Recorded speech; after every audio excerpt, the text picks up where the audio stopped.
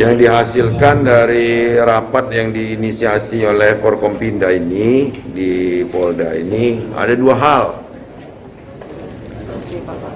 Artinya kita menemukan kesepakatan. Ini bukan karena perintah ini perintah itu, tapi ini kesepakatan dari semua unsur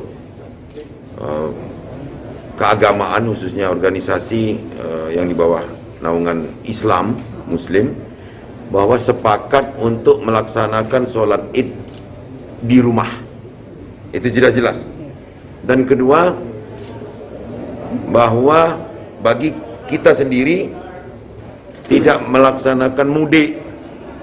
Begitu juga masyarakat Sumsel yang di perantauan juga jangan dulu mudik, kirim baik duitnya kalau ada ya, untuk dulur-dulur di dusun. Ya ada usah badannya, kalau kangen kirim fotonya, tapi kalau nak bantu dulur-dulur kirim baik duitnya ke dusun-dusun, ya.